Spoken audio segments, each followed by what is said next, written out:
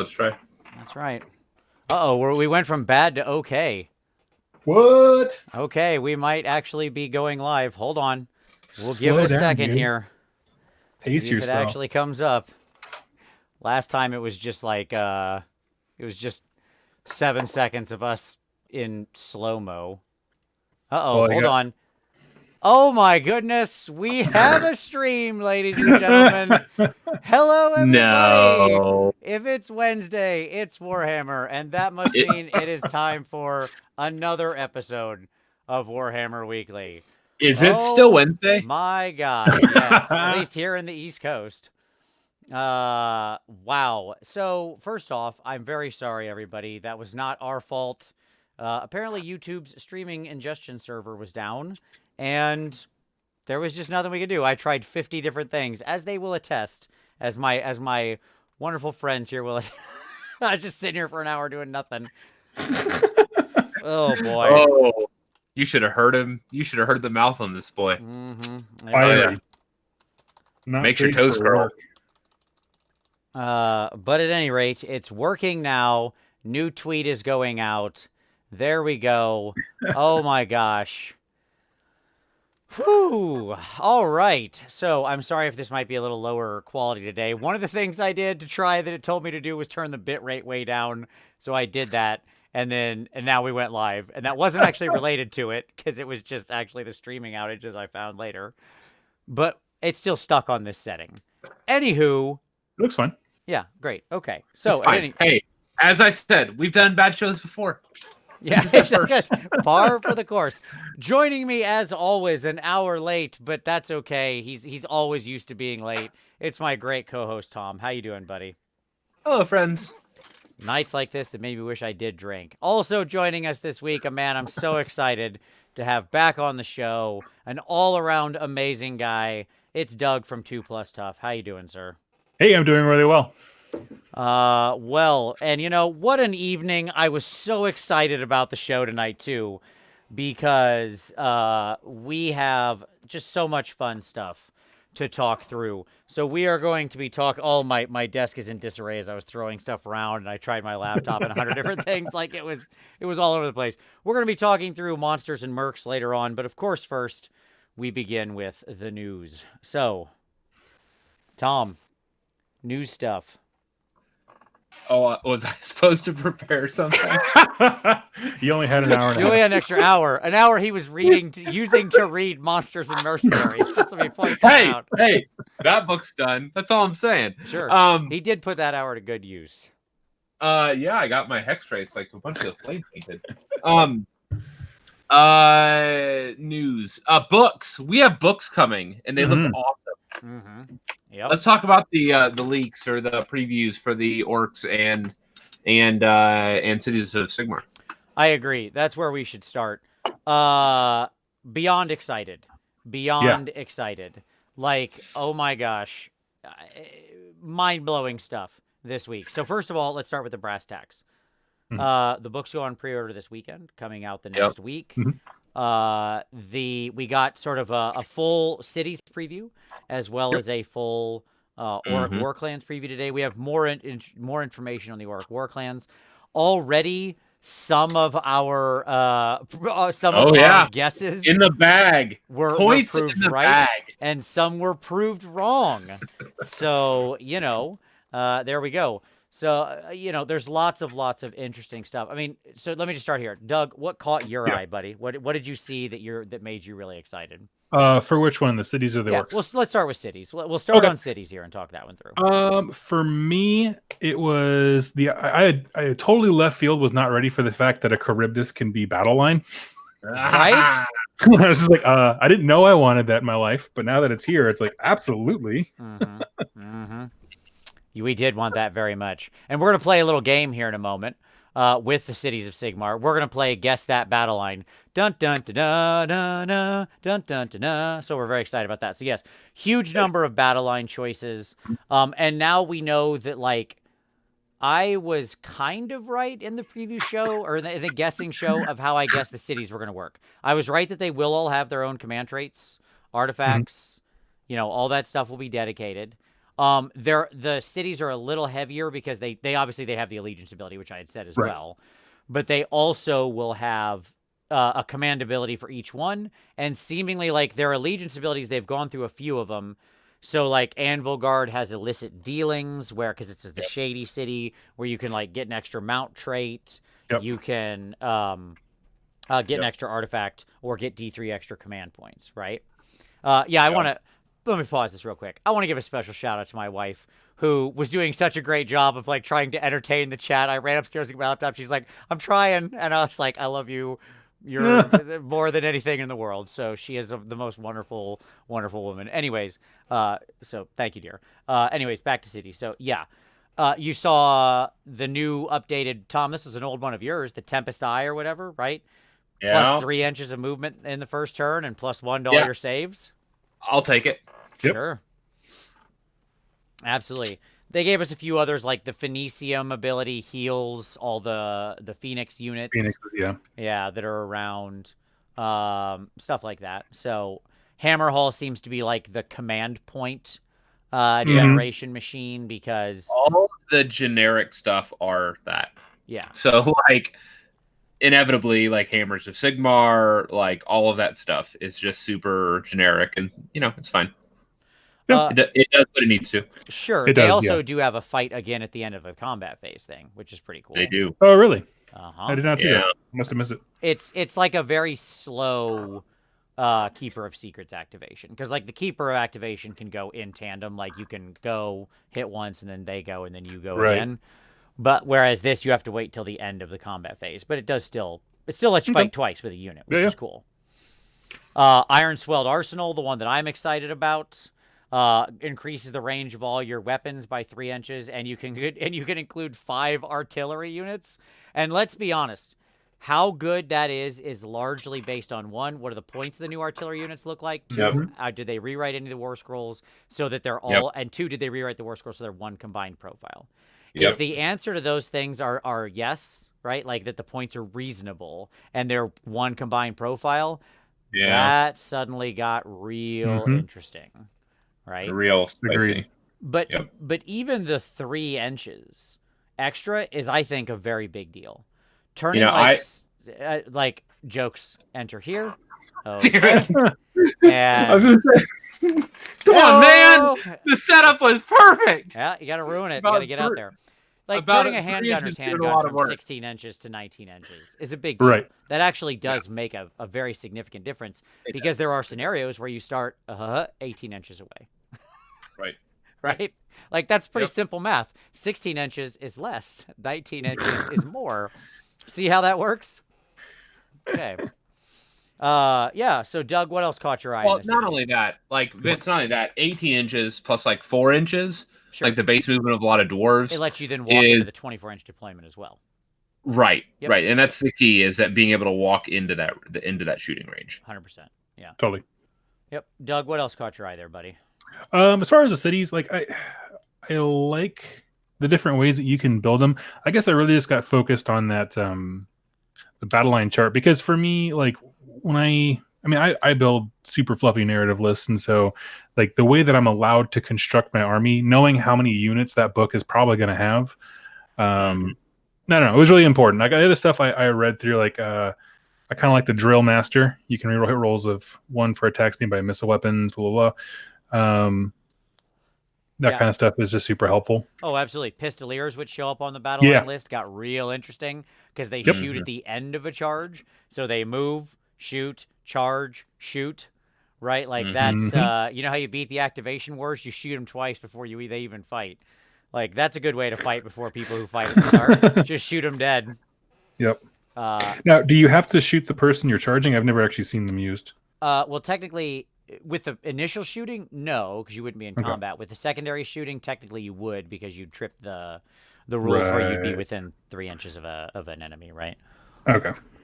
So, all right. So, are we ready to play let's play our Guess That Battle Line game. Here we go. All right. So up on the screen now, where the viewers can see it and you can't, but you should have brought it up on your own screens, because we said we were going to do this in the hour we planned for. Oops.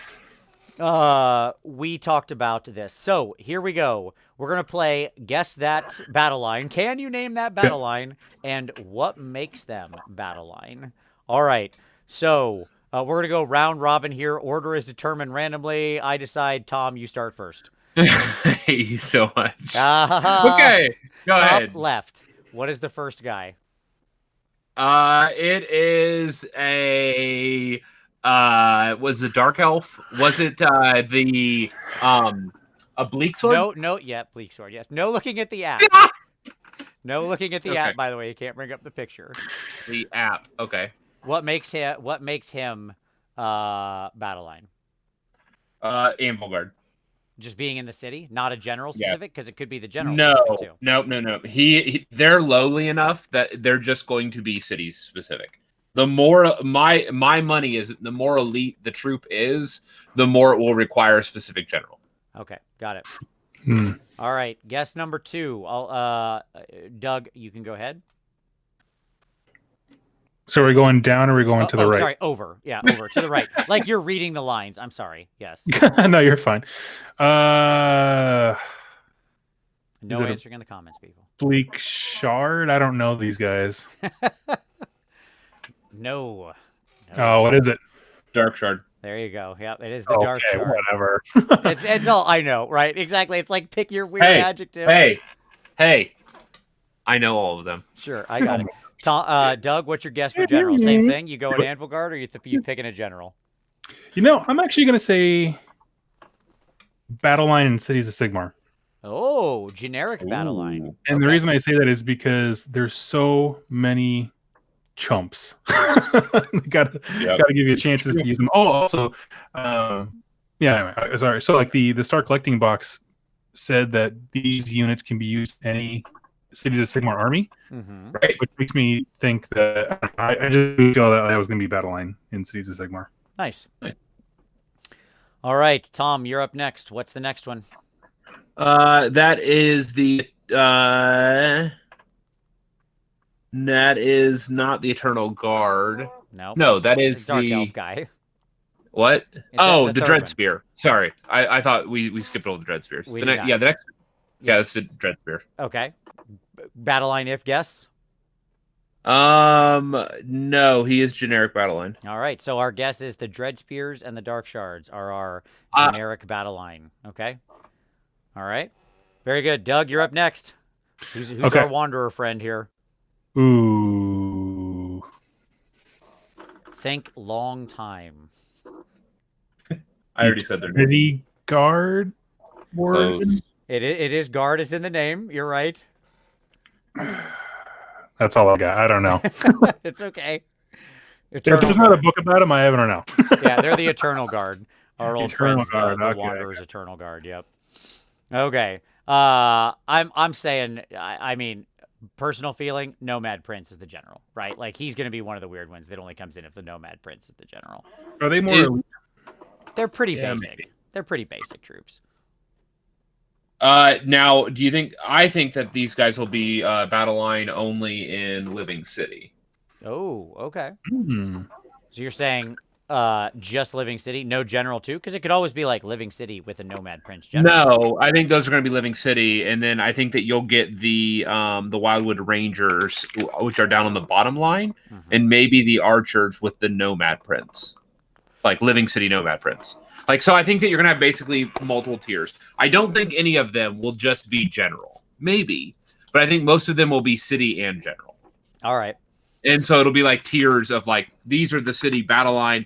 If you're this city and this general, you get the elite of that thing. No, I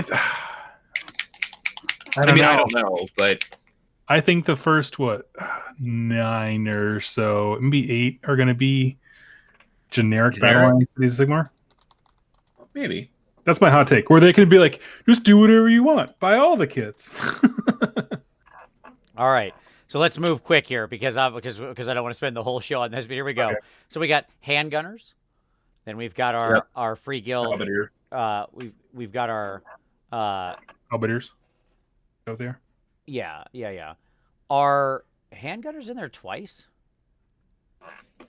Oh no, Are one they- of them's the crossbowman. Sorry, the second one's Yeah, the crossbowman. the crossbow. He's just cropped Yeah. out there. Yeah. Okay. So yeah, exactly. Your free guild crossbowman. Then you got 2 dwarf things. Yep. Tom, what are the 2 dwarf things? The first one is the Ironbreaker, and the second one is the Longbeard. Sure, that makes sense. Why not? Okay, I think we all know the next guy because we're all excited about this, dude. There's one person in the chat Corsairs. more excited about that than anybody else in the world, but that's all right. Right on. Next up, you've got the other half of a kit that we haven't seen for a little while. Tom, I know you love these guys. Dark Riders. Yeah, our Dark Riders. Got our big old Demigryph Knights. Very exciting. Scourge Runner Chariots, Drake Spawn Knights. There's your Drake spawn, by the way. Yeah. Doug, we were talking about the Drake spawn. You can get a little glimpse of them there in row 3, right after the bad chariot. Yes. Right after the bad chariot. Sorry, the unicycle. Yes. Sure. We've got the Executioners, Flagellants. We have which Empire guy is that? That's the Greatsword, right? Yeah. Yep. Yes. Heavy armor, yeah. Your Outriders and your Pistoliers. More dwarf dudes, one of which is the shooter guys, the Iron Drakes. Hold on, Pistoliers, the dwarf dudes. Those are your hammerers, and then your Iron Drakes. There you go. Phoenix Guard, right, is the next dude. Absolutely. The other chariot. This is the other chariot. So that's the Drake Runner chariot, the Scourge Runner chariot, as opposed to the first one, which was the Drake Spawn chariot. Oh, there you go. Thank you. Yep. Then the Shadow Warrior, the Lone Remnant, by the way, the Lone Remnant of Swifthawk, which kudos to them. What that is, by the way, is I bet they move that to Shadowblades. Oh, okay, got it. Yep. All right. Like, I'll bet the Shadow Warriors get moved to Shadowblades as a faction, like as a sub faction. Sure. And then obviously we all recognize our Sisters of the Thorn, our Sisters of the Watch. Yep. Which, of course, were that's cool. I always love those minis. The Sisters of the Watch are like super cool. I have 30 of them on my shelf I'm waiting to use, so hoping that they're usable. Yep. Wildwood Rangers, the Steam Tank, and then of course the Charybdis and the Hydra. Yeah. Super exciting. So my guess is like when like the Greywater Fastness thing's pretty obvious. That's gonna be your battle line. I'm guessing like one of the Anvil Guard things, probably the Lord on Dragon or whatever is what makes the Charybdis, or like Anvil Guard and Lord on Dragon to make the Charybdis or Hydra battle line. No. Who do you think's gonna make him battle line? I think that the Charybdis will be battle line with the Black Orc, the Fleet Master. Oh, yeah, that's probably... Wow, you have to take him as your general? I really hope they give a good rewrite on that War Scroll. Mr. 40 points? No, you're probably right. I mean, like, the Fleet Master for him, and then maybe the... I think maybe the... I mean, the challenge is obviously right now the Charybdis is the one in that in that faction, right? In the actual, like... Right. Scourge Privateers. The problem is that the Drake spawn... Oh, no, it's the... that's what it is. Duh, I'm an idiot. It's the Lord on Black Dragon. Yeah, like the Dread Lord on Black Dragon. Oh, I thought you said the Sorceress. Sorry. Oh, I didn't say the Sorceress. I said the fighter guy. Yes, correct. That was my guess originally. But, I don't know. Like, I know I'm super excited. I agree. Let me just say... Doug, I completely agree with you. The number one thing I was most excited about was, oh my god, I don't actually own any Hydras. Or Charybdises. I love monsters. I have overwhelming, too many, really. Vince, you didn't ask me what excited me about this. I'm sorry, Tom. What excited you most about the Cities of Sigmar? The new getting started boxes. That's what excited me, and particularly both of them. Both of them are all of the everything that I wanted. Mm-hmm. But that Anvil Guard box of just all of the the bad chariot, the unicycle, the monster, and some Corsairs, I'm in. And the Fleet Master. It's everything. It's all of the good stuff. Sure. No, I get it. And I mean, that's just it. We got so much suddenly. Like, I did not think this was going to include 2 new Start Collecting boxes. So, No, yeah, absolutely. I never thought they would have. Now, those aren't new models. No, To be they're clear, not. They're not. they're it's a bundle. It's a repack, but still. And obviously, the is Charybdis will also be able to be built as the Hydra. It's the same sprue. So. right. Is the are the dwarf sky ships, are those the same kit? Or are they different? Like, those are the old gyrocopters. the gyro bomber, Yeah, and gyrocopter. Yep, those are the old kits. Oh, but I mean, like, are they the? He's saying, are they 1 kit or 2 kits, Tom? Yeah. That's 1 kit. Okay. That you can alternate between. So, yeah, like, there's just an amazing amount of exciting stuff in here for sure. We didn't even talk about the fact that Shadow Warriors can suddenly just deep strike up anywhere, right? That their new scroll is going to let them just pop up 9 inches away anywhere on the board. They're actually ninjas now. Yeah, that they're like actually super useful. Yes. So imagine a unit that was kind of like Harpies. Mm-hmm. Only you got 10 models instead of 5. Sure. The downside being, of course, Harpies are still sneaking in with the old school rule where they don't have to be down by turn 3. Like, they can still drop turn 5. Yes. Enjoy that luxury while you can, you cheaters. Yes. All right. So I think that the point is that we're going to keep seeing more Cities previews. We didn't get as much information on them because their full preview show is next week. So today we had the Orruk War Clans preview show. And boy, did we get some Orruk War Clans news. Oh boy, howdy. Okay, so... This was the Twitch stream, right? Yeah, this is the Twitch stream. Okay. We saw a game with them. Look, I love the Twitch streams. I love the fact they do them. I love the guys playing them. We need to get... there are multiple people in that office that play Iron Jaws regularly. I'm just saying. Leave it at that. Okay. All right. So, Orruk War Clans. Can I jump back real quick? Sure. You got something else on Cities before we call an end to it? Yeah. For those that did not catch it, the Start Collecting boxes, these are 100 each. Oh, okay. Oh, interesting. Okay. So the price is creeping up. Now that said, like, I'm not complaining, to be clear. Because in that Anvil Guard box, you're getting a $65 monster, a $35 chariot, sure, a $15 hero, yep, and a $25 or $27 troop box. Sure. And still, and by the way, a unit that completely holds up and is still one of the better looking. Yeah, they look fantastic. Yep. I want those guys to have good rules so bad. And you know what? I'm glad you went back to them because there is one other thing we should discuss for Cities before we get into the Orcs, which is the other universal rule we didn't mention yet that the Cities of Sigmar are going to get. Oh, yeah. Which is that when they cast endless spells, yes, they're always treated as being in their home realm. Whoa. Game changer. That's a crazy game changer. Yeah, I mean, you want to know why? Spell Portal and Purple Sun. Purple Sun is what I was first thinking, yeah. Oh, sure. Right, but Spell Portal can be set up anywhere on the board. Like, there's no limit to placement now if they're considered the home realm. And then Purple Sun is Purple Sun. Right. Well, I mean, look, just honestly, beyond that, okay? What it makes you do is you have to go through and, like, reconsider the value of so many of these endless spells. Because let's be honest, when it said, like, it does this special thing in a realm, you were always just like, I don't even read that text. Yep. It doesn't matter. Right? Yep. Yeah.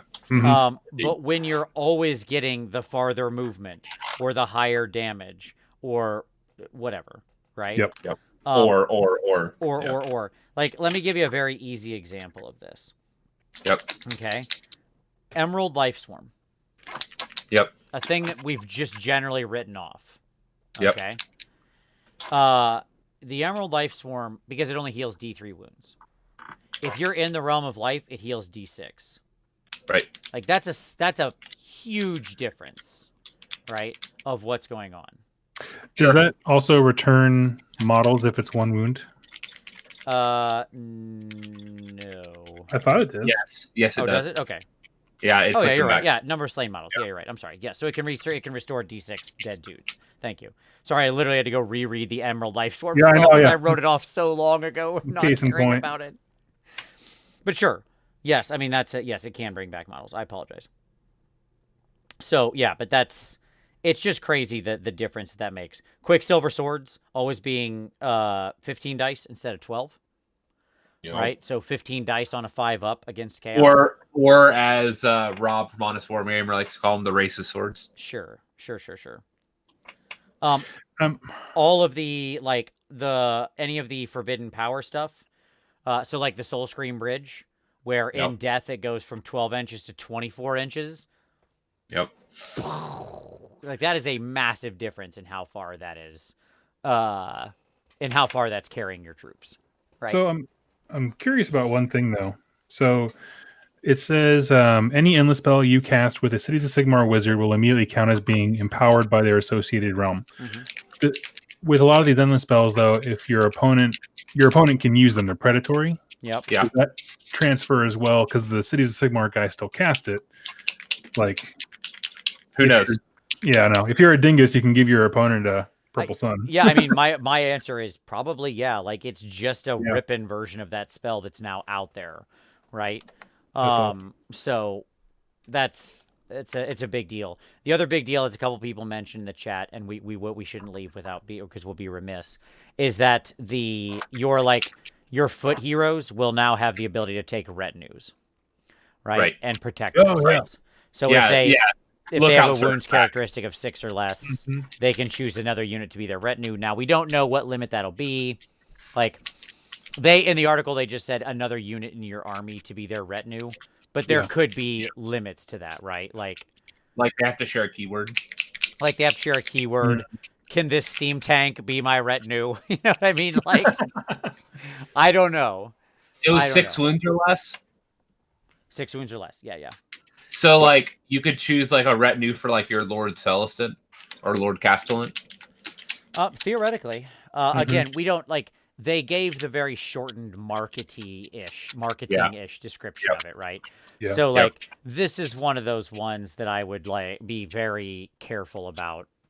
Right. Like, we just over hopes in, right? It could be much more limited than what we're seeing in that little like blurb. Yeah. Cool. But it's a cool idea. That's fine. It's my assumption is it's going to work something like the like necromancers do with death now, right? Where they can pass wounds and mortal wounds, which is fine. I'm excited for the modeling opportunities on that. People are gonna do some cool stuff. Oh yeah, man. I mean, the Cities book is such a giant opportunity to go nuts. As you can see from the fact that like most of the forces they show in the book are things that like Chris Peach converted a while ago for his armies, and they just kept them, right? Like he did a great job with them. So, yeah, it's a big deal. Okay, so now I'll ask before I jump ahead. Sorry, I wanted to call the WA right away. That my inner Orruk was just like it wanted to get out. Is there anything else, gentlemen, you want to talk about with the Cities of Sigmar before we move on? No, I didn't catch the Twitch stream, so I'm excited to hear about it. All right. Well then, gentlemen, let's talk about the orcs. Duh, orcs. Call the WA, boys, because it's on. First of all, I've never been more happy to have one of my predictions be completely wrong, because I had said I thought the Iron Jaws were just basically going to be a reprint out of the GHB. Oh boy, was I wrong. Nope, they did us a solid here. So it turns out that the fact that we got all the attention in GHB is just because orcs are the best. And if you don't like that, why don't you go look at the updates your army got? Were they as good in the GHB? No, then you're not the best. It's that easy. See how simple that is? Shame that you're playing a lesser army. So, the Orruks. All right. Let's start with the sort of main, let's start with the sort of big news. Orruk Warclan's book, setting the very basics for those people who might be brand new to all this, contains Iron Jaws and Bone Splitters, as well as giving you a way to play the Great Green, the Great Big Wah, the Great Green Wah, whatever we want to call it.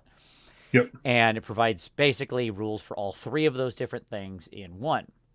Can I jump in real quick? They Please. did mention that that the keywords have been changed and the scrolls have been updated for the Rogue Idol, and the Rogue Idol will now be keyworded to have both the Bone Splitters and Iron Jaws keywords on it. Right. Yep. So you don't have to ally it in anymore.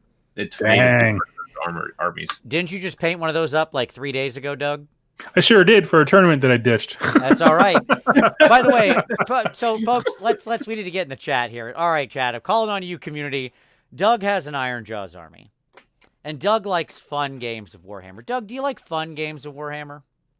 I make fun games of Warhammer, absolutely. I couldn't agree more. I know you do.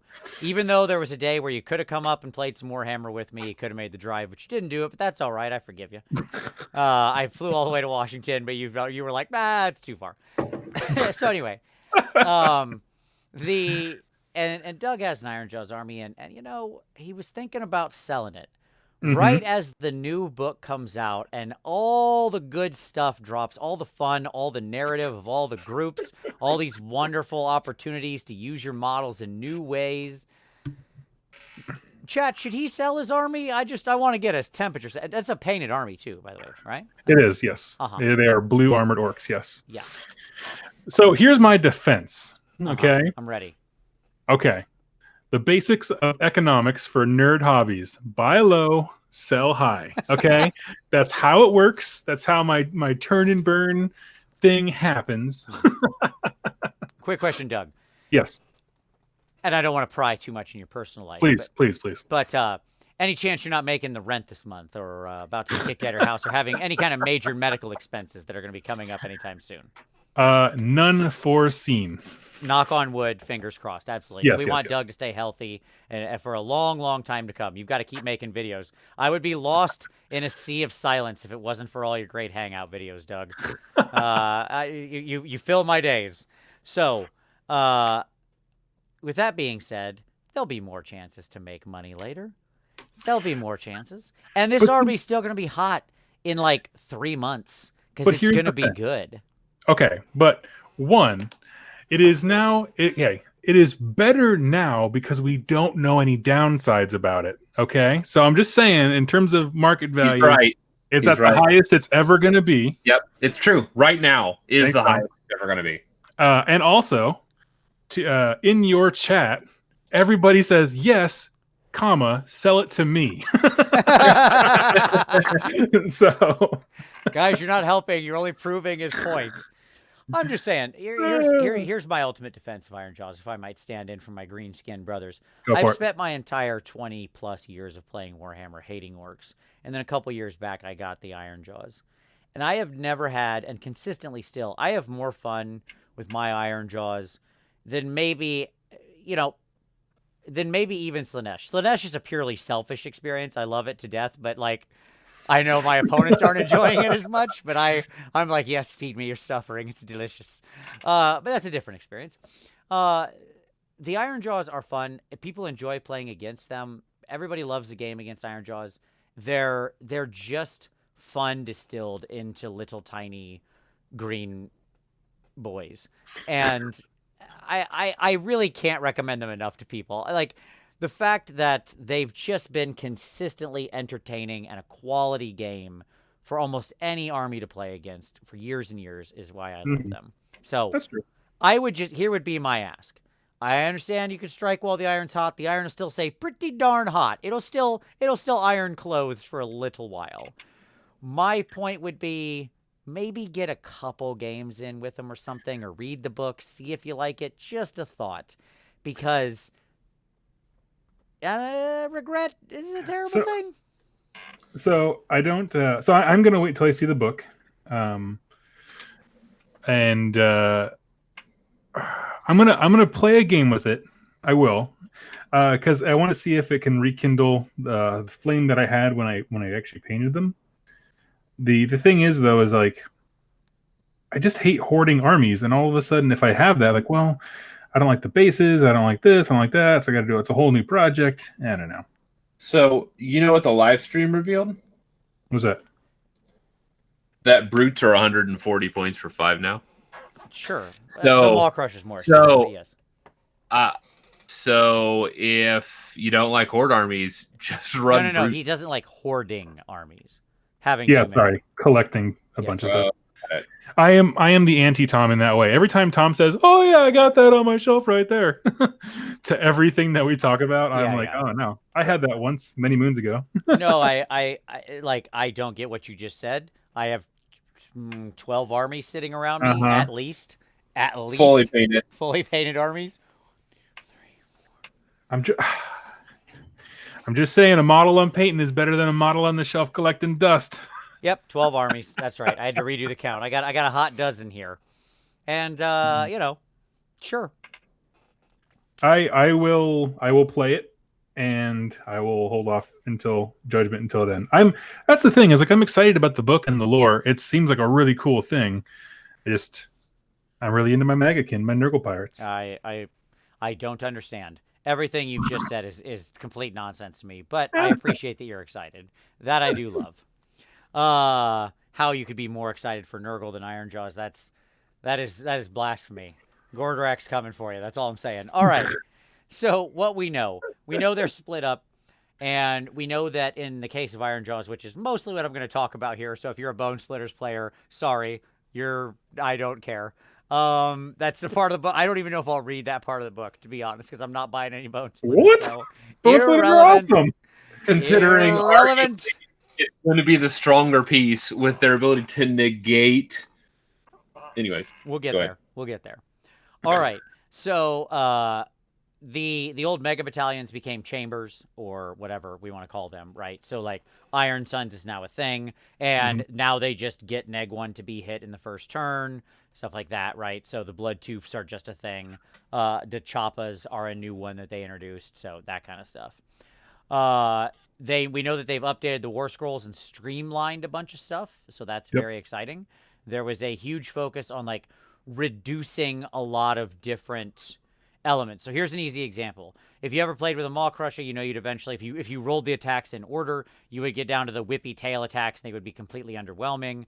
Now it's just one combined profile of like tail and fists and stuff, and it's 8 attacks on 3s and 3s, neg 2 rend 2 damage. I like that. That's a good That idea.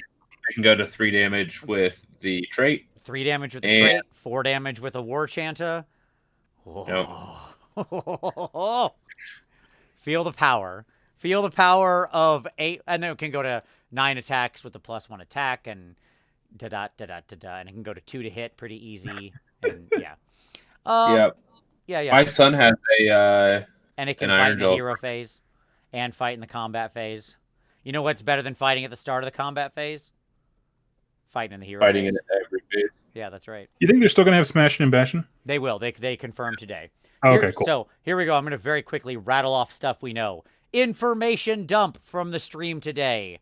If everybody's ready. For those of you who didn't have a chance to watch it or aren't subbed to Warhammer TV Twitch, here you go.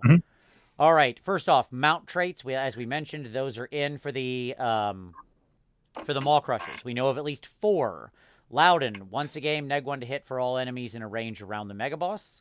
Weirden, 4+ spell immunity. Fasten, +2 move. And Meenan, +1 damage to Mighty Fists and Tail, moving it up from 2 damage to 3.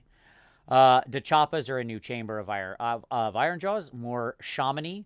They're led by a weird knob who acts like a Megaboss, so he has the Megaboss command abilities. Nice. The Big Wah, the way the Big Wah works is it can contain Ironjaws or Bone Splitters. You still use your own command trait and artifacts tables. Okay? You just import those in, but you get the new allegiance rules, which is tracking your Big Wah points as you build Wah energy. You get D6 points at the start of every turn, +6 if Gordrak is the general, +2 for each War Chanter, plus more for each of your Wargog or the other spellcaster, whatever the 2 weird Bone Splitters casters are called. And you get more when your heroes get smashing and bashing on stuff. And it's an ascending chart that just starts giving out flat bonuses. Like at 6 points, you get +1 to cast a spell and unbind. At 8 points, you get +1 to charge. At 16 points, you get +1 to hit. And these bonuses keep going up and are cumulative with each other until you get to 24 when you can activate the Great Big Wah, and you can give +1 attack to every destruction or Orruk model on the table. And just no range, just period. But then you have to roll a die. On a 1, all your Wah points go away. On a 2 through 5, you go to half, so you'll go to like, 12 if you were at Mins. Or on a 6, you keep all your Wah and keep right on rolling. So that's kind of cool. Let's talk about. Oh, go ahead. I was gonna say, did they confirm that the Wargog Prophet's still in? Yes, they did. Okay, cool. Go on. Gordrak, big upgrades. He will also get more expensive. So he's 9 attacks on 3s, 3s, -2, 2 damage. He's got his weapons, 5 attacks, 2s, 3s, -1 or D3, still doing additional damage to wizards. The Bellows attack of the Maw Crusher went from being like 1 scream that always misses because it was like 2 up, 3 up, and it just, it never worked, to just being like 6 attacks on the same profile, doing 1 damage each. Destructive Bulk, very interesting new ability. So Destructive Bulk, the way, if you watch the stream, there was sort of a mention that it like destroys terrain and damages the people inside. What that means is that, so I actually had this clarified. What Destructive Bulk does is when you hit sort of the models in terrain, like it removes those models from cover. Okay. So when you use that Destructive Bulk and move into to fight a unit that's gaining cover from terrain, they lose that cover for all attacks. Okay, because you've destroyed the cover that they were hiding in. And it does damage to them a la like Lord Toots, the Stormcast hero, right? So they take a number of mortal wounds. The way that works is there's a set number of dice, and every 5-up Jen does a mortal wound to the unit. Okay. So the dice are keyed to your wound chart still. So there you go. And then finally, the +1 attack stackable command ability is gone from the Mega Boss and Gordrak. Thank goodness. Instead, all Ironjaw's heroes have the ability to call the law. Not just Mega Bosses anymore, but it is limited. You can't activate it more than once. So it's just +1 attack. It's no longer stackable. Okay. But it is still a thing, and any hero can do it. Instead, the new command ability for Gordrak and the Mega Boss is Voice of Gork or Get Stuck In, lads. Voice of Gork is +1 to hit for all destruction models. Okay. So interesting possibility. The Ogre's players' ears should have just perked up there. Yep. Mr. Army of 4+ to hit. Well, right now we don't know what it's at. And the Mega Boss is all Ironjaw's units. And I should state that the the Wah is always +1 attack. You don't roll or check anymore. Yeah, but if you have a lot of orcs near you, I don't know what the catch point is. They just said if there is a large enough number of units around you, it becomes +2 attacks. Oh, cool. So there you go. But it's not. That's good. I hated that rule so much. Sure. I mean, a lot of people didn't like the stacking thing because it's so singular. But most importantly, it is just part of, like I said, it's part of the Allegiance abilities. Any hero, your War Chanter can do it. Everybody can do it. Cool. Any Mega Boss can do it. Smashin' and Bashin' is still there. Mighty Destroyers is still there. So still like, the move in the hero phase, fight in the hero phase, all that's still there. This is going to be a very command point hungry army, right? Like, obvi, because you just have so many different command abilities you're wanting to use here. Yep. And yeah, there you go. We mentioned the War Chanters. Their sticks, instead of being +1 to hit, are +1 damage. Yeah, +1 damage. And is everybody else still seeing video? Hopefully so. People said they're still getting audio, but they weren't getting video. Hopefully it's still working. Everything says it's still working. Yeah. Let me see if I'm still seeing us. I had us covered. Nope, I'm still working. We're working fine. I'm streaming. Yep. Okay. I'm watching. Yep, me too. All right, but instead, they also have beats. That's right. It's beats by the orcs. So they're like prayers, and you can activate a beat. They get to pick a beat, and they can drop the beats. So, for example, one of the beats that we got previewed was you can on a 4+, you can choose to give a unit the ability to charge out to 18 inches, and they charge on 3d6. So, I love it. super cool. Because obviously you're not going to use that to actually make somebody try to charge something 16 inches away. You're going to charge somebody 10 inches away and drop that charge, right? So... Or you're going to, like, Hand of Gork yourself to 9 inches, and then you're going to give him 3d6. Yeah. Oh, no! What happened there? I lost my friends. I'm back. I'm back. Okay. That was quick. That was weird. Anyway, I don't know why that happened. I guess the beats were too much. The beats overwhelmed the hangout. I was just saying what you'll likely do is Hand of Gork yourself out to 9 inches and then give yourself a 3d6 charge. We also know, as you mentioned, so some point stuff. Mega Boss is up. He's up at 460. I have a feeling he's going to be extremely worth it. Because did I mention the 8 attacks on 3s? Neg 2, 2. Okay, great.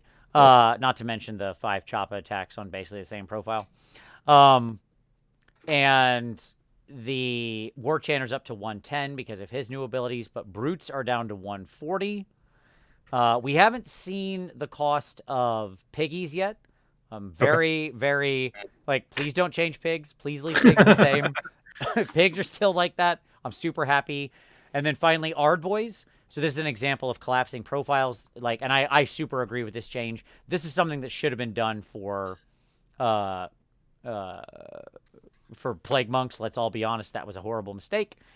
It's all one profile now.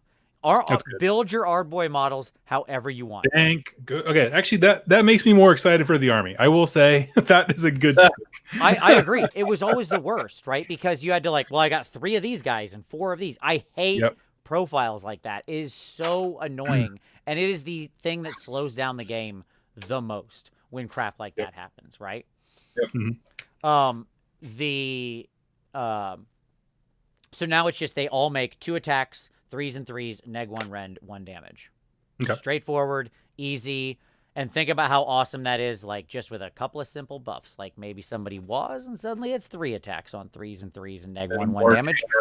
3 attacks on 3s and 3s, neg 1 rend, 2 damage. That is a scary profile. Yeah, they're not going to stay at their current point value. Who, Ard Boys? No, I mean, we don't know what they're going to... We haven't seen their actual new price yet. So who knows, right? You know, I am beyond excited for all of this, obviously. Yeah, I watched that. I watched the battle report. Stoked as all get out. You know, I thought I had no army projects for a while. I was like, man, what am I going to do with my army? What are we looking at down here, Doug? We switched gears, switched your camera. Oh, I want to lean in and look at stuff, and I don't want everyone just at the top of my head. So. Oh, okay, got it. Be a little more interesting. Well, hey, there you go. You know what? I'll say this: do we have any news? Any other news, Tom? I think we've covered just about everything. We have a rumor engine, but it's been up on the screen the whole time. It's a mace. Congratulations. Yeah. It looks fancy. Like I've literally had it up on the screen the entire thing. Yep. Yeah, I can't think of anything. It tells us nothing. It doesn't matter. Cool. It's a mace. All right. So this weekend is the Warhammer GT finals at Warhammer World or whatever. So that'll be streaming. So check that out if you want to watch. That'll be cool stuff to see go down. But let's move to some pick of the week. Doug, anything you want to share with everybody? Well, sorry. Beer went down the wrong hatch. I normally always shout out my good friends over at Rerolling Ones. But I wanted to do somebody else this time, and actually somebody I met at Nova, and that is Oscar Lars. If you are not familiar with his work, he is an incredible painter. He has a lot of stuff on Instagram and Facebook. We were at Nova, and I played against him and his like super mega award-winning, painted Stormcast, and it was the best game of Warcry I have ever played. It just seemed fitting for the topic, and yeah, it was incredible, absolutely incredible. Nice. Awesome.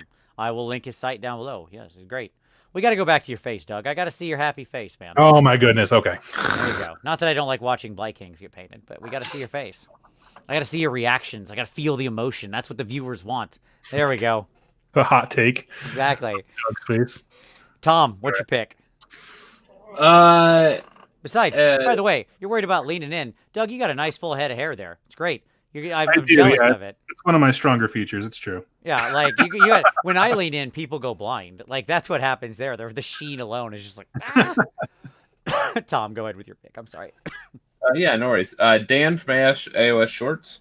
I'm gonna pick friend of the show. I'm gonna pick his AOS Shorts. We've obviously talked about his stuff many times before, but because of the significance of all of this news and all the details that have been leaked out, Dan's done a wonderful job compiling all that information for us. And so we will have links to both the Orc stuff and the Cities of Sigmar stuff from Dan's site.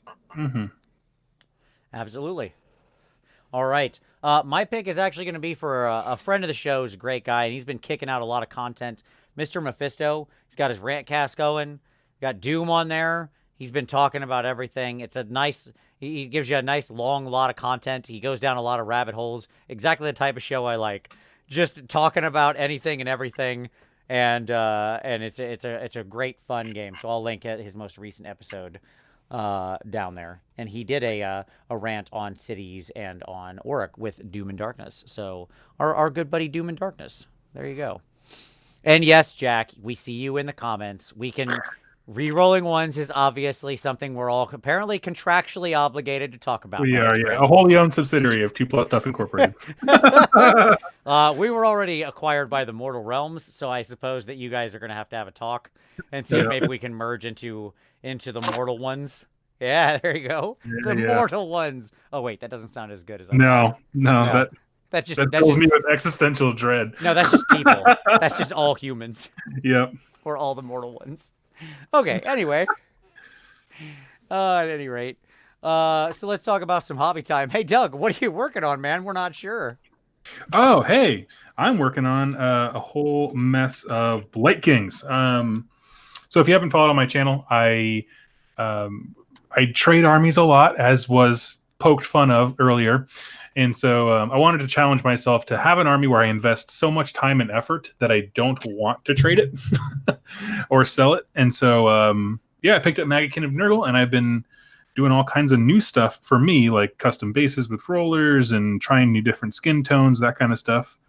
And so I'm building towards a Blight Cyst list that I found online. And I actually have a video going up Friday about all my progress so far. If you want to hop on, I'm doing like a vlog style type thing with all the progress. Nice. Yeah, I'm excited. I saw the guy you shared. He was looking great. The bases are looking good. Lots of stuff going on there. Thank you. I'm very excited for you, man. I love seeing somebody with a passion bring a hobby project to life. That's what it's all about. You kicked me in the butt when we were at Nova, and you're like, you got to get excited about this stuff. And I was like, I'm trying. Because as I said there, and I'll say it again, you've got the soul of a hobbyist. You've got dedication to painting that most people would envy. Like, and you're good at what you do. You just gotta get in there and find that thing that connects with you. And it sounds like you found it. So that's super exciting. Mm-hmm. You know what it's not, though, is a green skin. That's okay. I do hate everything Nurgle, but I like seeing other people passionate about their hobby, and that wins. My hatred of Nurgle is beaten out by my love of watching other people have passion for the hobby. Tommy, how them ghosts going, man? How them ghosty boys? They're coming. That was inspiring. I know. Like, it's taken a lot longer. Like, I don't do well with like projects that I don't like. The last 2 years, like last year and this year, have been an exercise in like me learning to be like okay with things not being like as I want them to be in my painting.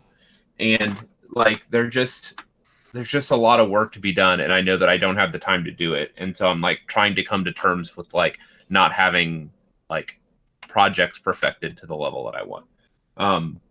And so there's just a lot of work that I could still do on these guys, and I'm having a hard time setting my hex rates aside to work on other stuff. So that's where I'm at. I'm hoping to get them done in the next couple days, so I can move on to my last couple heroes, and then I can go to painting the thing that I really want to do, which is the Black Coach. Oh yeah, that sounds fun. Yeah. All right. As to myself, progress continues on the knight. We're into the body of the thing now. There's all my pieces laid out. So you two won't be able to see it, obviously, but there's the top of the knight, like the top of the it's a big face. That's what it is. The whatever you call it, the top shell of armor. And I was just finishing up the last shoulder pad, which is some of the last freehand I've got to do on him. So he's moving along. My lovely, wonderful wife is going away this weekend, and so that means that I don't plan to move from this chair. It's just going to be a lot of time sitting here finishing this night. I'm really excited about it. It's coming together.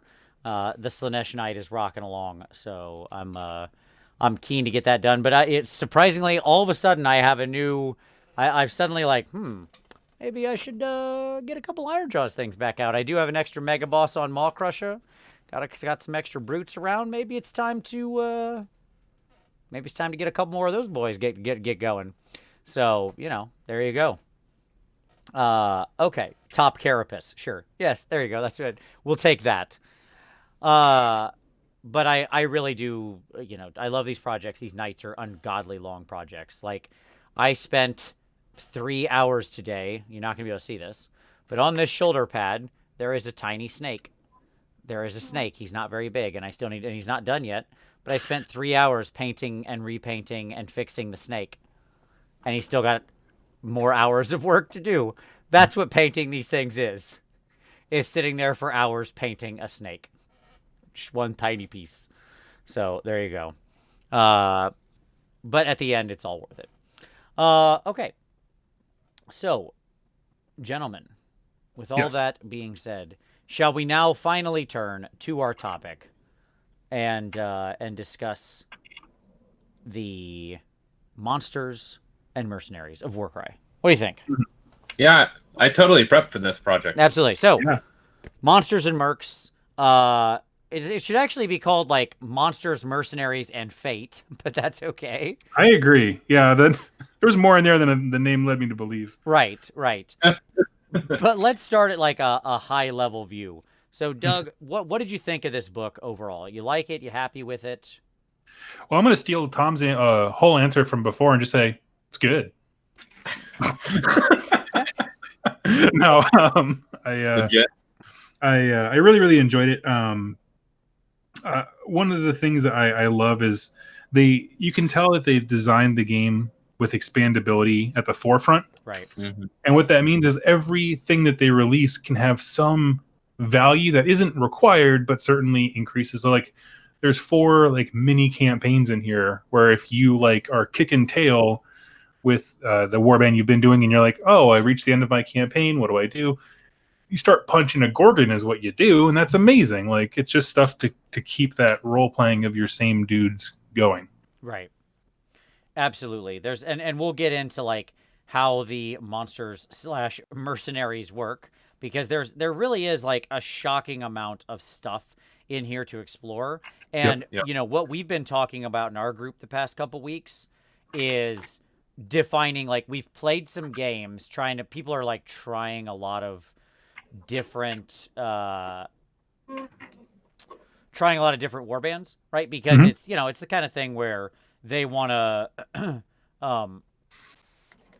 nobody wants to commit yet. Does that make sense? So everybody's just trying all the different warbands until we decide what our campaign force is going to be. Now, let me just say, I have already decided. I know for a fact, like I'm in like Flynn for the Gloomspite Gits. Dem Gits. I already ordered the extra Boingrot Bounders or whatever I needed. They came, so I will paint 2 of those up. That's funny. Because I only need 2 in the warband, so that's cool. I just ordered 2 of them. But overall, I am beyond excited about that. But everybody's been playing through, and I hope, let me say it this way, that everybody is thinking about this almost as much from a narrative campaign type perspective. Because to me, that's where this shines. Yep. Yeah. I have a question, but I'll let Tom give his. Sure. Go ahead. 40,000 with you. Good. No, I would agree with that. I think that like my big like question I mean, to be honest, is like, why didn't they give us Everchosen? Hmm. Just Well, all of it. yeah, sure. We'll get into that because there's an interesting rub where that is, right? So, Yep. yeah. All right. So let's kind of let's kind of break this book down. Other than like the art section and stuff at the top, that does have some really cool fluff and pictures in it, like the Yes. story of Karngrad, this Yep. like horrible chaos city. This picture right here is like one of my favorites. This one with them bringing down. I know both of you can't see it, but it's No, both of I'm, them. I'm watching for the feed. It's good. Okay. Both, it's like all the people bringing down this giant monster, right? Like it's sort of an impressionistic piece, but Mhm. it's just amazing because like you see just the hundreds and hundreds and hundreds of people. Like it's like Gulliver's Travels, Yep. right? As they've brought down this incredibly massive beast. And it's just stuff like that is so cool. Like it just really gives you the sort of size and perspective on this world and this realm of chaos. So it goes through kind of those elements. Then there's of course the little section where it just shows all the pretty models, all of our pretty models, and then we get into the actual meat of it. So like the meat of it starts on page 22, and there are really 3 sections to this book, and that's why I said it should be Monsters, Mercenaries, and Fate, because the first part is actually fated quests. So, Doug, you want to kind of explain a little bit about fated quests and kind of what those are? Yeah. So if you own the core book for Warcry, just from the starter set, or you bought it separately, basically all the 6 new Chaos Warbands have 2 campaigns, and all the other guys have like 1. And the reason that's cool is because you can build your narrative over time, that kind of stuff. Well, what these are is basically I'm going to say it's like a mini campaign, but I think it's designed to be sort of on hard mode. Is that fair to say? I Yeah. mean, yeah, because it's challenging what you're supposed to do because there's a big reward at the Exactly. Yeah. I end. mean, I briefly looked over I think for 2 of them, I looked at the mission cards and their deployment stuff, and they seem real rough. I mean, if nothing else, they stretch a warband in different ways, Right. in terms of objective play and killing stuff. So it certainly could be difficult if you're sticking to one, like I think they kind of intend. But yeah, it's basically just a series of campaigns where you take your guys out and just elevate them over time, harder and harder missions, keep the story going. Some of them, that's a mix of different story arcs as to why you're doing those things, Right. which is nice. Yeah. Yeah. So there are basically 4 different quest arcs that are given in here, right? So the Hunt for the Doomblade, the Crown of Davenok, the Lords of the Arena, and Slaves and Masters. And so each of them is kind of its own little mini campaign, right? And there are multiple battles that happen within them. So these contain 3 battles, basically the first convergence, the second convergence, and the final convergence. And so like in the Hunt for the Doomblade, they have set maps. They have set deployments, like from the existing cards, set victories, and then most of the time you're just drawing a twist, right? Yes, and there can be games in, because it's structured just like a campaign, where those Right. are convergence missions, but everything else in between you can do whatever you want, basically. Right, exactly. Yep. So you don't the campaign itself consists of these 3, but it's not like it's not like when you commit to them, it's like, well, this is the next 3 games I'm playing. Exactly. Yeah. Yeah, just absolutely right. And at the end of the campaign, you know what it feels like when you read the text? Do you remember reading the Hero Quest text? It was a little bit before my time. I understand. Yes. Oh, But Tom, like for those in the audience who played Hero Quest, or I guess I don't know if it was always called Warhammer Quest in the UK or not, but I'm not sure. But I know that some people in the Warhammer headquarters just started playing a Hero Quest campaign because they were sharing it on Twitter, which looked awesome.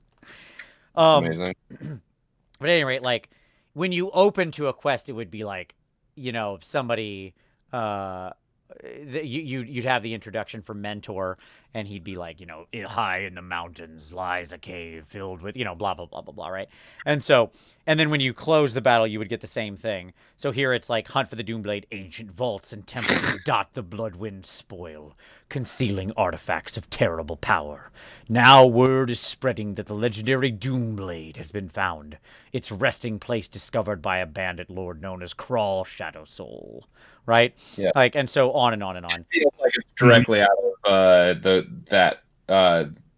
out of Hero Quest, actually. Yeah, that's what I was saying. And then the outcome is the enemy warband's leader drops to their knees, retching up gobbets of blood. They extend a longing arm towards the Doomblade's altar before your weapon descends and ends their dreams of conquest.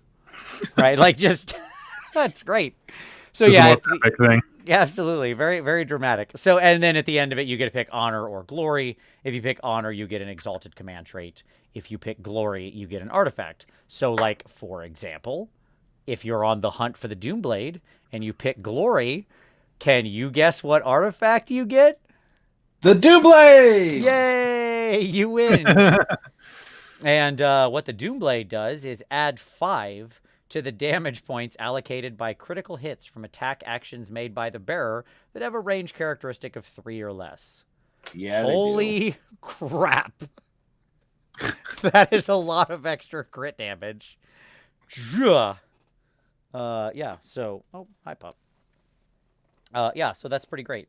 Yeah, so, and then, there's just all sorts of fun stuff. If you do the one for the Lords of the Arena... if the bearer of this artifact of power is included in your warband, you begin the battle with 2 wild dice instead of 1. Pretty cool. Yeah. Or sorry, with 2 additional wild dice. So you start with 3 instead of 1. I'm sorry. Just cool stuff. So they're just a really interesting way to extend the value of campaigns to build your warband, especially as they get tougher. So, right. Yeah, and some of those are pretty tough quests. All right, cool. The other thing we should note here about the Fated Quest territory rules is that as you spend glory points to dominate territory, it increases the fighters available when mustering your warband for a campaign battle by 50 per dominated territory.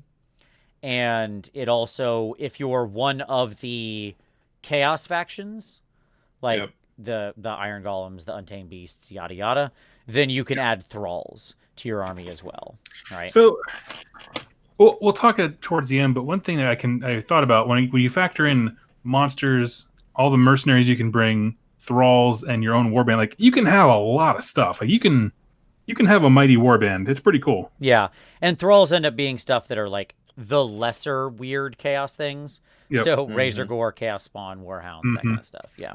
Yep. Okay, so that's Fated Quests. Pretty cool. Could be something that you explore, but in all honesty, it's the kind of thing where maybe you don't even really do much of it, right? It could be the part of the book you use the most or not at all. But I think it's awesome that it's there. Okay. Yep. Totally. Now let's talk about the monsters part of this, because that's the first word. And that's where we get to challenge battles. Challenge! So, this is how you get control of monsters. Doug, what do you think about this? You want to lay down the basics of this one? Yeah. So basically, the idea is, this is the one where you have to have a stake, right? A prerequisite and a stake. That's right. Yep. Exactly. Okay. Yeah.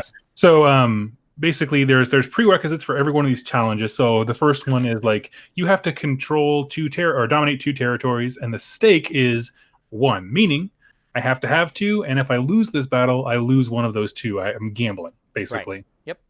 And so they each have one of those, and then they list off. They make some good clarifications as far as when you ask somebody if they would be the challenger, it doesn't affect their warband or anything like that. They're just filling in to be a monster for this one game. And then it basically lets you break down. Let me grab the list right in front of me. But I know the first one was you versus a giant, right? Well, so there's exactly. Just to lay down the chimera. Yeah, go for it. No, you're fine. Just to lay down some more basics real quick. Exactly right. So you basically, when you rock up with your buddy in a game, you say, look, hey, instead of doing a normal game where you play your warband and I play mine, would you let me do a challenge battle? So they become the adversary player and you become the challenger, right? Yes. You're piloting, you're mustering some warband from within your normal limits. And how these work are different in open narrative and kind of match this isn't really part of it as much. But in principle, they're then going to pilot a monster based on the nature of the individual challenge you decide to go on, right? Yep.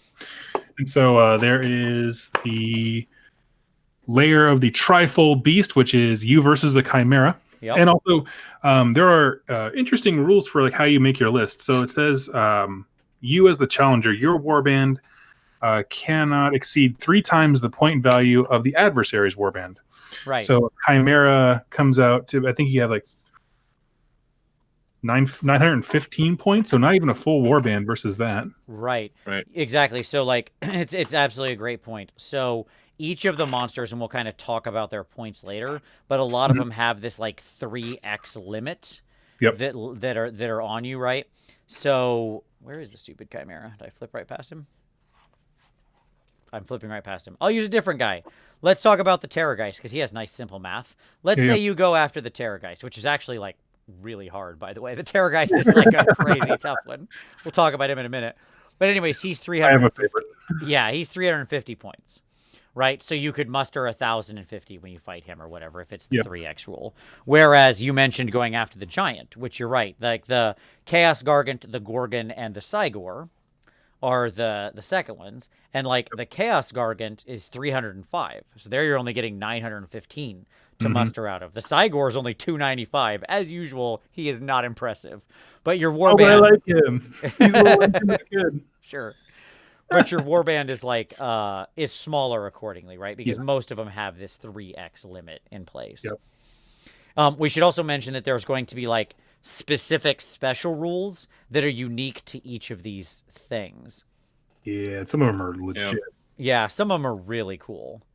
So like for the Scuttler in the Dark, for example, which is going after the Skitterstrand Arachnarok. By the way, the way this deploys for people, so for people who know Warcry deployment, where you have like, you know, your hammer, your shield, and your dagger or whatever, the monster just gets to set up basically at any of their deployment points that they want to. Do whatever you want. Yeah, they're not like the monster player who plays the Skitterstrand doesn't like choose to put the monster into shield and then have it flip that shield doesn't come in until basically the end of the game, and they're like, oh. And it's just your warband sitting around going, huh, well, we heard there was a spider around here. Yeah, exactly.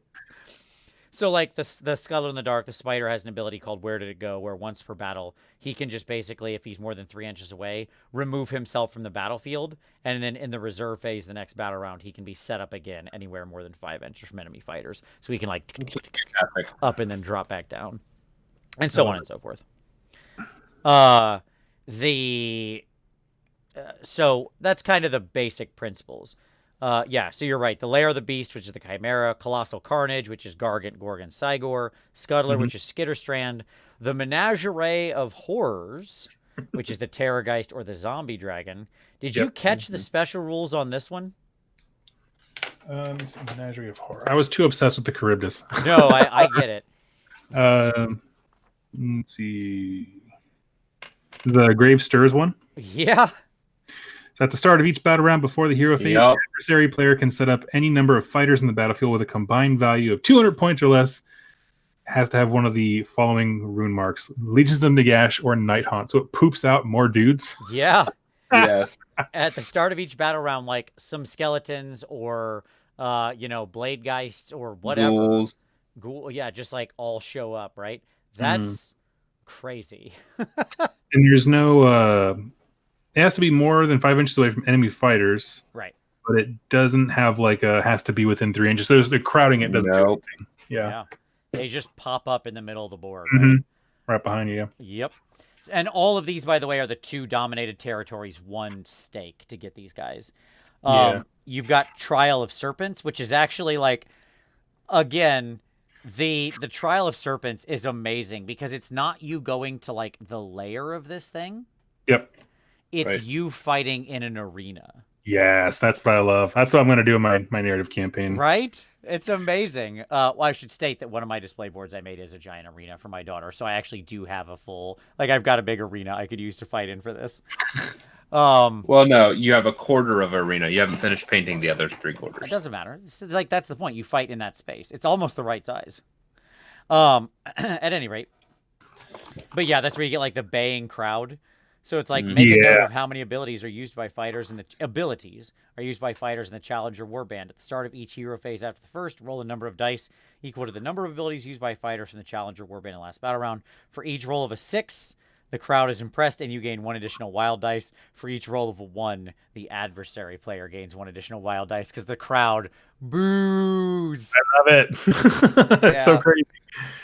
And they're just their abilities as monsters. We'll get to them later, but yeah, they're nuts. Yeah, absolutely. And then your big one is you have sort of 2 big ones, which is Into the Jaws of Death, and Hand of the Everchosen, which both require more. So Into the Jaws of Death is like 4 dominated territories and stakes 2, right? And the the adversary player gets to basically use a bunch of the Chaotic Beast rune mark stuff. And it's just it's basically just like Monster-thon, right? It's a big giant Monster-thon fight. It's pretty crazy. And then finally, the Hand of the Everchosen. And this, Tom's probably a good place to talk about what you were mentioning. So this one's the tough one. This is your final sort of battle. 6 dominated territories, staking 2. And the Varangard's retinue is what you're up against there, right? And which is a warband. It is, yeah. It's a warband in here with its own, the Everchosen abilities. A Varangard is 385 points with 40 wounds. Like, he is a strength 6, toughness 8 He's hero, right? That makes 6 attacks doing 5 and 10 damage. Good He ain't no joke. God. This dude is straight murder. Okay? Well, he's like 1 in 10 million. Yeah. You ain't joking. Well, no, like I'm really not. Like, the lore that this gives us is that Varangard are literally 1 in 10 million. 1 in 10 million, yeah. We were doing the 1 in 10 Chaos million Lords. Chaos Lords. Yes. So out of every Varangard that you put on the table, 1,000 Chaos Lords had to compete for one of them to have a chance to earn the spot amongst the Varangard. Worth it. 10,000 of those that succeeded that 1 in 1,000 chance, only 1 in 10,000 actually become a Varangard, which means that Chaos cycles through literally 10 million Chaos Lords for every 1 Varangard that's produced. So if you've ever played a Chaos Lord, just know he's got a 1 in 10 million chance of becoming a Varangard, which frankly seems like kind of a lateral move. Yep. I'd rather be a big fish in a little pond somewhere in the back alley part of action or something like that. Yeah, poor guys. But like, I don't get it. Like, this could easily be a warband. Like, it has everything it needs. Sure. Yeah, so you can't actually play it outside of this mission, but they made all the rules for it, including abilities. I assume that Varangard is just too powerful of a dude for you to be walking around with, because he is just like, he is beyond where the points sort of break down. He's undercosted intentionally because it's meant to be challenging. Like, the way this battle works is the adversary player who's piloting the Varangard's retinue, he gets 2,000 points worth of models, right? Yeah, I love it. And your basic, your basic chaos dude, right? Just like Chaos Warrior with shield, right? Is a 170 point model that makes 3 attacks at strength 4, toughness 4, 2/5 with 15 wounds, right? Whereas the Chosen are like nutso, right? They're just off the rails and stuff like that. The Exalted Champion is insane. Another hero, right? Just Do like you know what this? Do you know what this ultimately tells us? That they're going to be recombined. Yeah, they're going to be recombined. sure. And that you're not getting a Slaves to Darkness book. You're getting an Ever-Chosen book that has Slaves to Darkness in it. I'm cool with Right. that. Absolutely. Yeah. Like that'd be a great way to Yeah. frame it. Just call it like the Yep. hand of their the hand of the Everchosen or something like that. Blah blah blah. Like, Or even just Right. let the Slaves to Darkness take Ever-Chosen as a keyword like a Chaos God. That'd be fine. sure. Yep. And the key is you as the challenger, by the way, only get 1,500 points. So Yep. you're down. Like this warband is theoretically undercosted as it is, and you're down against them. So like this is a hell of a fight. Your people better be ready. Better beat a Gorgon first, or a Charybdis. But the spoils of the Hand of the Everchosen is amazing. I don't know if y'all noticed it, but you get the Demon Forged Blade that the Varangard wields, Of course you do. which adds 1 to the damage points allocated by both your hits and critical hits, so your damage goes up by 1 universally. And in addition, you add 2 to the value of any abilities used by the bearer. So like if you clock an ability that's all 4s on the dice, Yeah. like trip 4s, it's now trip 6s. If it's trip 6s, it's trip 8s. Right? Yeah. Like, It doesn't say maximum of 6. oh, sorry, to a maximum 6. Yeah, I'm sorry. Yeah, if No, it's you're fine. You're 6, I'm sorry. I totally read. I've No, read that and then forgot. I would have instantly. believed it either way. I just I've only ever seen that worded the other way. Yes, if it turns everything 4, 5, and 6 to 6s to your trips or your doubles, Got it, which got it, is got it. amazingly good. Yeah, super powerful. So, yeah, it's the monsters are cool, and so basically the way this works to kind of break this down in your narrative games, when you go out and you do this challenge battle as part of a narrative campaign, which is how certainly I would be doing it, because we're going to be doing a whole narrative thing. Assuming you win, then what happens is that guy, that monster, you get to choose you get to choose your spoils at the end of the mission. You got 2 choices. You can either carve it up and sell it in most cases, or break its spirit. If you carve it up and sell it, you get to make 3 additional search rolls on the lesser artifact table during your aftermath sequence. Boring. Or you can break its spirit, where you can add it to your roster. And then from that point on, whenever you muster your warband for like the narrative, you can choose to basically pay the points cost for that monster and bring them on in. And they have to be aligned. It should be stated to your allegiance, right? So like all the order things have order monsters, so you can like you as the order warband, if you go after the Scuttler in the Dark, you can't actually muster. You can't break it. Yeah, Or you're just fishing for that artifact. I mean, there's a reasons to go after something that you can't capture, but right. It's more fun if you do. So the order people like to fight in the arena, which I assume is do they actually say it in here anywhere that it's the arena that Malarian runs? No, I didn't catch that. I was looking for it because I'm always looking for lore on that, but I don't think so. Yeah, they kind of make it a little more like ambiguous, but it seems like that it could just be a generic fighting pit, and that's fine. But super cool anyways. And when you're fighting monsters, there's a new set of abilities that you get as part of your warband on your dubs, trips, etc., and new abilities that the monsters get as well. So like there's, you can like jump on its back, for example. So you can like this is a double ability. Anybody in your warband can do this. It's completely unrune marked. Pick an enemy fighter with the gargantuan rune mark until the end of the battle round. If that fighter starts a move action within 1 inch of this fighter, then after that move action, you can remove this fighter from the battlefield and set them up within 1 inch of that fighter. As basically they ride along, right? Yep. Being the idea there. So just cool stuff like that. Yeah. My favorite is the on the Monster Hunter chart is the quad, which is taunt, which is just you pick a dude and if you roll the dice right, basically the monster can only attack that person, which I mean is just awesome because then you can point him in directions that you don't want him to go, force him to move towards a target that is not optimal. I don't know, it's just cool. Right. Having that one derpy intern, wave your arms, it'll scare it away. Yeah, sorry, buddy. We should state that most of these monsters are basically in the like 50+ wound category. I think the highest is 55 on the Arachnarok is what I I saw. think that's right. But they're 50, yeah. Yep, and they do still have damage tables. Yes. And what's affected is their move. In all cases, it's their move and the damage they deal. Mhm. So the more you beat them up, the easier it does become to finish them off. But like when Yep. these guys are, first sort of free roaming, they are very scary. Like, Yeah. I mentioned that the Terrorgeist and the Zombie Dragon are challenging. I mean, they're like move 12 monsters when they start out, making, 4 strength 5 attacks at damage 4/8.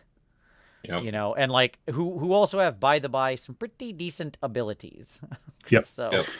Now, one thing I didn't see, because I was looking for it specifically between this and the allies things we'll get to later, is that nothing says that they cannot use the universal abilities. Like, just straight, right? oh, you mean like the ones just the truly generic, unique, Yes. or sorry, not unique, the truly generic abilities. Sorry. Yes.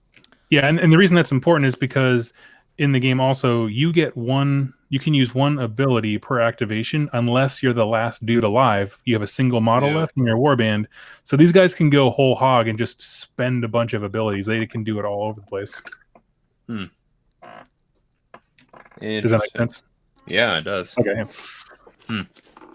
I'll have to Yeah, I'd reread have to that. look at it.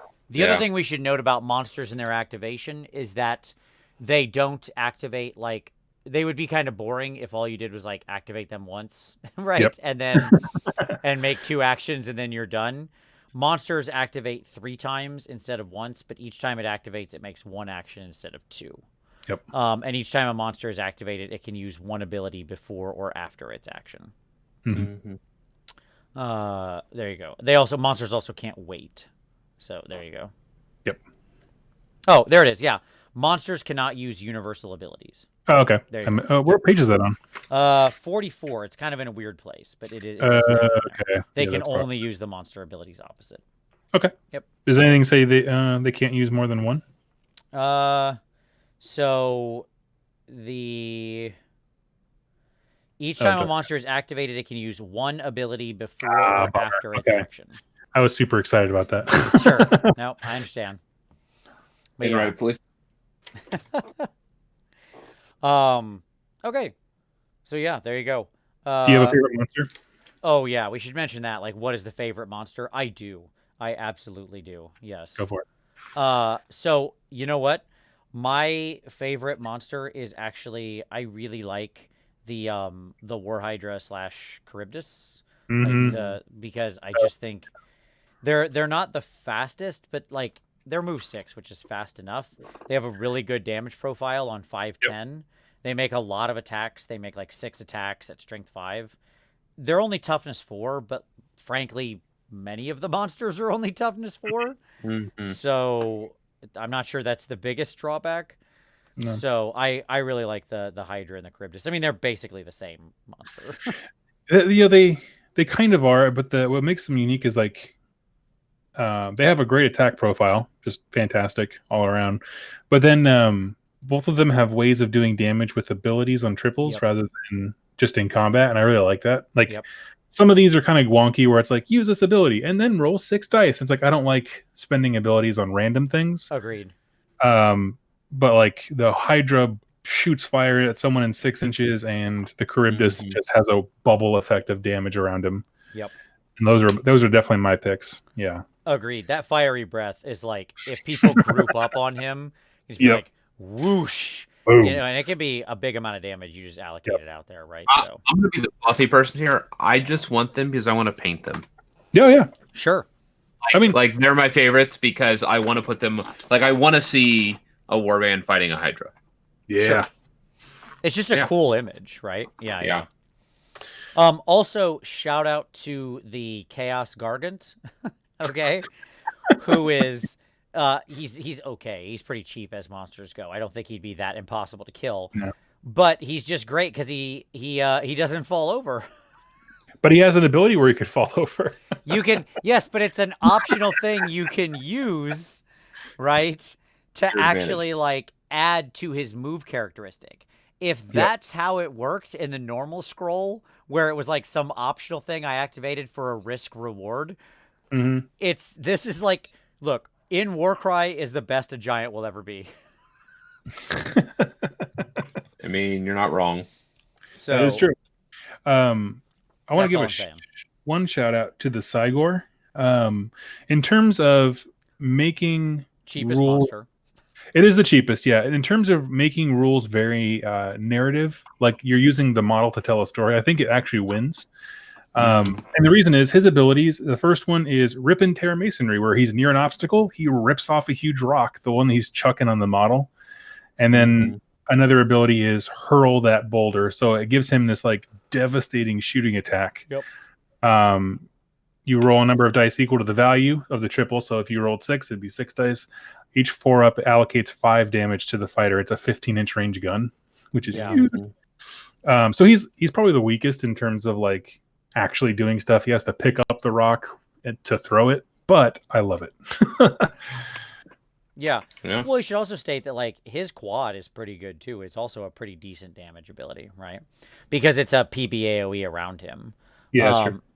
And it's a not only is it a PBAOE, it's a self heal PBAOE, right? So it hits everybody within 6 inches of him on a 4+. You allocate 3 damage points to that fighter and remove 3 damage points from him.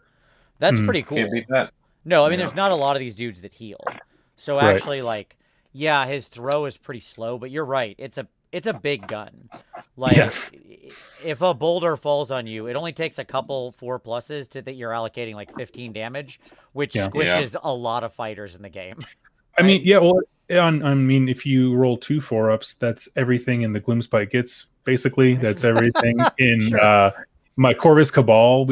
Anything that's not a leader, basically, is toast insta. All your non-elite dudes. All the 8 wound guys just squish, right? And the Stormcats just laugh. The dogs are fine. It's whatever. Sure. Absolutely. Yeah, so the monsters are pretty great. It's fun. It's a fun way to go get them. I like, especially in a narrative game, how you've got to go do the mission, complete the mission, kill the monster, and they're still just in your warband, but now you have the ability to add them. So that's super cool. All right. So now let's move on to allies, to our mercenaries, as it were. Once again, we have an alignment of faction here. So the way this works is that there's an allegiance. So every ally has a faction rune mark. Consult the ally allegiance table to see which one they share with. An ally can only be included in a warband whose faction rune mark appears in the same column as its faction rune mark. So, in other words, to put this very simply, right? You can't take an aspiring Deathbringer, the Khorne Bloodbound hero, right? If you're a Gloomspite Gits player. Right. Right? You have to take something from destruction. Yeah, you have to take something from destruction. But you're not limited to just your faction. Right? So if you're a Gits army, you can go get a War Chanter. Or you can go get a Mega Boss. Or whatever, right? And that's perfectly fine. So that's kind of cool. The way that these work in open and matched, this is a really interesting alignment. In open and matched play, you can just choose, if you want to use allies, that you both get one ally in your warband, but they cost points like anything else, right? Yep. Okay, cool enough. Simple, easy rule. Narrative play, however, is way more interesting, as always. Allies can be added to your warband roster while your warband is embarked on a campaign quest. During the add and remove fighter step of the Aftermath sequence, you can add one ally to your warband roster for each area of dominated territory on your roster. They do not count towards the maximum number of fighters you can add to your roster. In other words, you can exceed 20 with them, right? Once the number of allies on your warband roster equals your number of dominated territories, you cannot add any more allies until an ally is removed or you dominate more territories. If you ever have fewer dominated territories than allies on your roster, for example, due to losing dominated territories, for example, from the quests we mentioned earlier where you have to stake and you lose them, in the add remove fighter step, you must remove allies until you get back down to the proper number as they wander off, right? Just get bored. Yeah, you get bored. You're not cool enough anymore. You're not good enough for me. You're not my real dad. I'm out of here. They can still gain destiny levels. Players still make injury rolls for them, which is cool because that means they can die. Yep. However, allies can never bear lesser artifacts or artifacts of power and can never be chosen to become your or a favored warrior. Sorry. And then when mustering your so you're just on your roster, and then when you muster, you just then you can pay for them, right? Yep. So, and there you go. That's how allies work. So you can just sort of recruit these people in, and so vis-a-vis the number of dominated territories you have, important to note, you can't start with them in a narrative campaign, right? Because you're not starting with dominated territories. You earn those over time. And then you can start adding these guys in. The choices here are a lot of what you would expect. Like in Slaves to Darkness, you got like the Dark Oath Chieftain and War Queen, Sork Lord and Chaos Lord. Hey, getting that Chaos Lord. He's on his road. It's only 1 in 10 million, and he'll get his way up to Varangard. You can get the Great Bray Shaman, most of the Khorne heroes, Disciples of Tzeentch. You can get the Ogroid Thermitage, which is cool, as well as like the various Gaunt Summoners. Skaven, you can get the Claw Lord and the Grey Seer. Maggotkin, the Lord of Blights and the Lord of Plagues. Stormcast, you get a bunch of the Warrior Dudes. Daughters, you get the Hag and Slaughter Queen. Deepkin, the Soul People, Renders and Scryers, and the Tidecaster. Nighthaunt, you get the various Knights of Shrouds and Wraiths and Spirit of Torments and Banshees. Legions, you can get a lone Necromancer or the White King. First appearance of him. I was happy to see him for sure. You can get the Aberrant Ghoul King, the Mega Boss, the Chanter, the Shaman, the Savage Big Boss from Blown Splitters, the... What's the name of the little goblin crew? I can't remember their name. The Gobapalooza. Thank you. Yeah. Any individual member of the Gobapalooza who are all quite cheap. Or the Cave Shaman. And there you go. Woof. Big list of potential allies. So, gentlemen, do you have any favorites from this list? Doug, anybody catch your eye? Doug, you're on mute somehow. Nope. Still muted.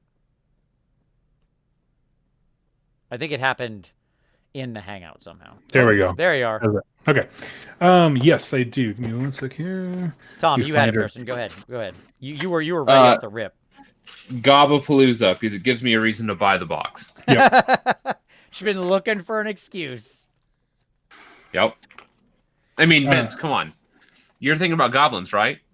You can buy 1 box and get 5 allies. Sure. And each of them, it should be noted, basically has their own little special ability. They are all horrendously weak, as one would expect, right? Like they're like 85, 90 points. Oh, you can also get the Loon Boss. I'm sorry, I forgot about him, but I shouldn't forget him. But they have you're getting them basically because of their abilities, right? Yep. Like normal. Sure. They're not fighters, is the point here. Yeah. For me, I was talking to Paul Conti earlier, and I actually got it wrong. I misread. So you have to look really closely when you look at these things. The icons sometimes are so similar. I know. You get backwards on what ability goes to what dude. Do you mind if I jump in real quick with just go for a note to follow on that? Yeah. Why did they make the leader rune mark so close to like 3 other rune marks with a skull in the center and a star around it? Yep. Guys, come on. The number of times we've been playing and went, oh, I hacked. Oh, I can't. No, that's not the same one. Because they're so similar. Yep. Did you just run out of icons in whatever program you're using? Come on, guys. All right. Anyway, I'm sorry, Doug. I just want to really cool. agree with you vociferously. Please continue. No, it's one of those things. It's just like, I think you're all undervaluing the value of just like a number. Yeah. But my pick, I thought it was the War Queen, but it is not actually. It belongs to the Dark Oath Chieftain. He is my jam. So he's the dude who came out with Silver Tower like many moons ago. And so I play a lot of Corvus Cabal. They don't have any like big hitter units. There's a lot of movement stuff and that kind of stuff, but there's nothing really that has a punch. So the Dark Oath Chieftain doesn't have a stellar profile. He 25 wounds, 4 toughness, and then 5 attacks, strength 5, choose to hit. 2's damage, and then 5 on a crit. But his ability is Death Blow, which is a double, so it's very easy to get. Add the value of this ability to the damage points allocated to enemy fighters each hit or critical hit. So if you get double 6, you can turn that crit 5 into a crit 11. Yeah. Or just the basic hit. It becomes Yeah. damage 8. Yep.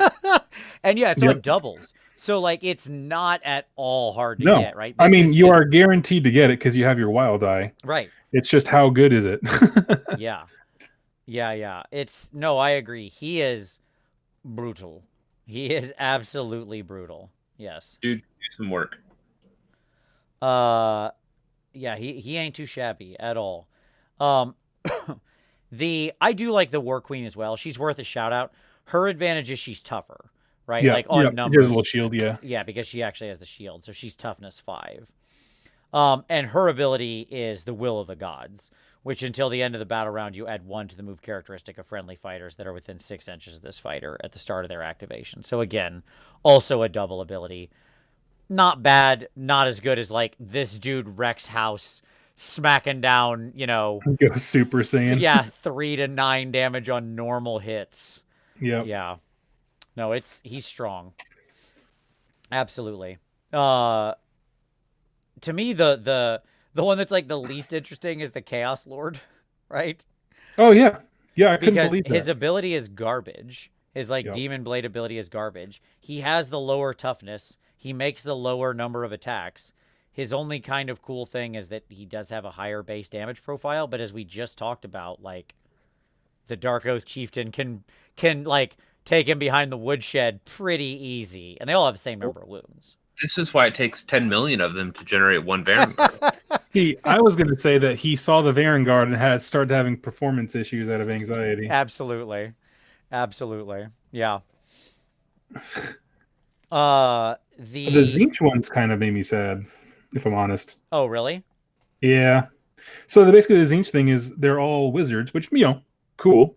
Sure. But and it basically gives them like a shooting attack, but it's not great. And I don't know, I just didn't feel like. I feel like if you're going for that kind of thing, you want to add splash in some shooting. The Gracier is probably a much better choice.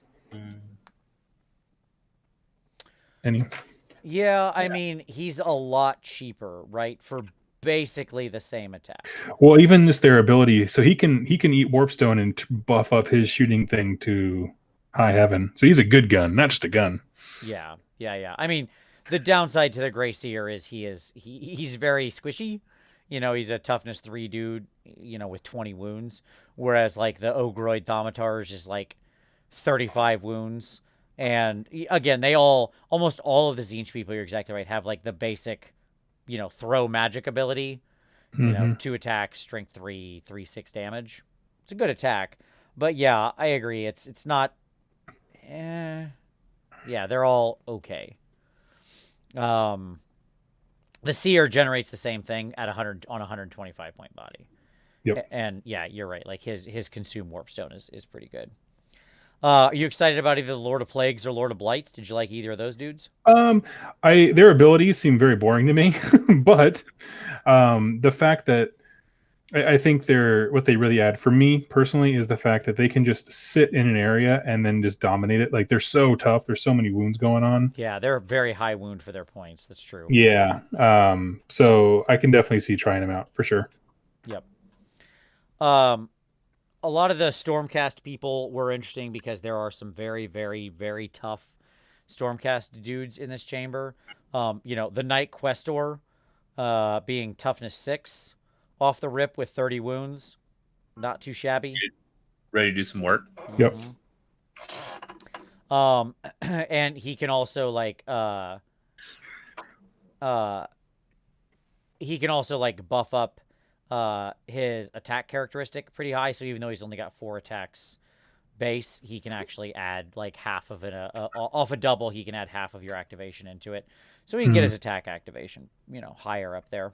Yeah, I like him. Yeah, The Heraldor can toot exactly what you would expect, right? Yeah. Didn't mean to go backwards. Did anything from Korn stand out to you? It really didn't. I mean, like, yeah, they all felt like okay. Is anybody else gonna like paint their like war bands to god specific stuff? I'm not, because I like the lore of like the idea of the Great Devourer for the Corvus, but I might for some other one. So because like I think I'm gonna do for me like I'm gonna do my iron golems as corn related like so Sure. they'll scheme with the rest of my corn stuff. Mhm. I think I'm gonna do my untamed beast with Nurgle because like Interesting. my Nurgle army already like conceptually was from Gur, like it was the Horned Legion, like Yep. and everybody has horns and like they like the War Shrine was a big Thunder Tusk. Yeah. And so, like I think Untamed Beasts, like I'm gonna do them and all my Nurgle stuff, and then I'll probably do my my Cipher Lords and Siege. I'm guessing, just because that's like they already look the part. Yeah. Yeah, I mean, So. here's what I'll say. Stat-wise, none of the corn guys super impressed me. I mean, they're all fine. Like they're all relatively damaging melee dudes with Sure. some measure of decent-ish ranges and attacks and strengths and so on, right? Mhm. Like the Exalted Deathbringer is strength 6, which is cool. They all have about 30 wounds. Great. Like again, all their stats are pretty much what you would expect for a tough thing like that. Yep. The good thing about corn to me is actually just they have a universal double, Yep. right? Yeah, I saw that too. Which Yeah. any of them can use, which Mhm. I actually do think is pretty good. Which is a fighter can use this ability only if an enemy fighter has been taken down by an attack action made by them. This activation, this fighter makes a bonus move action or bonus attack action. Mhm. That I think is pretty strong because it means that you're, again, it's on doubles. When you kill people, which is what Yep. these guys are generally going to do, they can go you're much less afraid to get them in combat with like 2 targets, right? Mhm. Because you can smack one dude down, pop your double, and then hopefully bring the other guy down too. It's almost like it's smashing and bashing. Almost.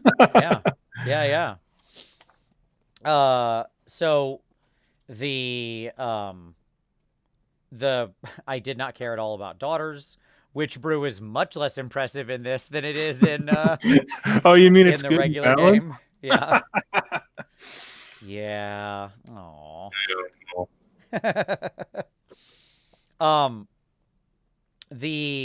I will say I do love the Iron Jaws guys. But Yes. specifically I really liked the Mega Boss just because he's outrageously tough.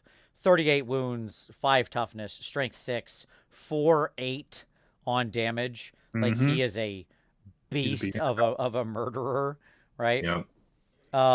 And his ability is Mighty Wah, which is just like the normal Wah the Iron Jaws can use, but it has a bigger range.